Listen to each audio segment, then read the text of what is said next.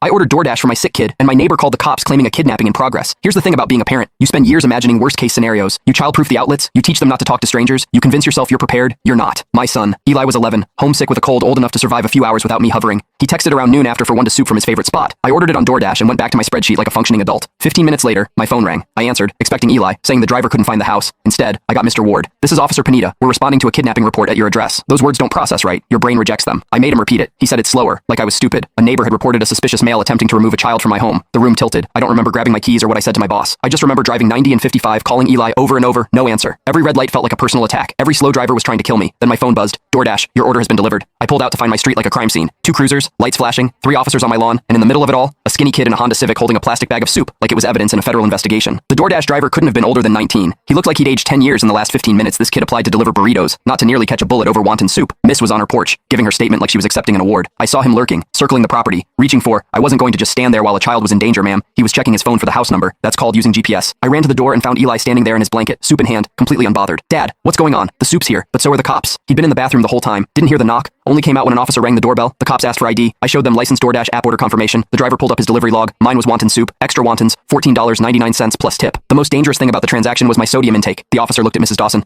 Ma'am, this appears to be a routine food delivery. Well, how was I supposed to know that a man at a child's door? I was being vigilant, and she to me. Maybe if you were home with your son instead of abandoning him, this wouldn't be an issue. An officer pulled me aside before I did something stupid. Asked if there was a history with this neighbor. History. She'd filed 17 complaints in 3 years. The fence was too tall. The mailbox was the wrong beige. Eli's guitar practice at 4 p.m. was noise pollution. She once called the city because our Christmas lights were up past the 2nd of January 6. This woman had been trying to force us out since we moved in. This wasn't a concerned citizen. This was a campaign. The driver finally spoke. Kid looked like he had just survived a plane crash. I have a dash cam. It records all my deliveries. You can see everything. He pulled up the footage and handed over. The officer watched. I watched. Mrs. Dawson watched with her arms still crossed like she was about to be proven right. Footage was 23 seconds of nothing behind Honda Civic parking. A kid walking to the door with a bag, knocking, checking his phone, knocking again, waiting sirens and a video. No lurking, no circling, just a teenager trying to earn gas money. The officer turned to Mrs. Dawson. Ma'am, you reported a kidnapping in progress. She nodded. You said the suspect was circling the property. He pointed at the screen. This shows him walking in a straight line from his car to the door. She opened her mouth. Nothing came out. You said he was looking in windows. He pointed again. He's looking at his phone, checking delivery instructions. You said a child was being removed from the home. He looked at Eli, still wrapped in his blanket, still holding the suit. The child was in the bathroom. The door was never opened. Mrs. A. Dawson's face went through about 6 emotions in 3 seconds, landed on defensive. I was being a responsible neighbor. How was I supposed to know you weren't supposed to invent details? You didn't witness an older guy from across the street. Mr. Brennan had been watching the whole thing. He walked over and said to the officer, she's been targeting this family for years. We've all seen that 17 complaints, maybe more. Miss Dawson looked around for support. Got nothing but closed blinds and turned backs. The officer said she'd be contacted by the department. The footage was being kept. False report, misuse of emergency services, reckless endangerment. This wasn't a whoopsie. The DoorDash driver raised his hand. Can I leave? I've got like 6 more orders. And he looked at the suit bag. Yeah, this is ruined. Mrs. Adaz got charged with filing a false report. He a fine, but the real consequence came from the HOA. 3 years of documentation finally meant something. 6 months later, for sale sign in her yard. She was gone before winter. I gave the driver a $200 tip and a 5-star review. Remained calm while nearly getting shot over soup. 10 out of 10 would order again.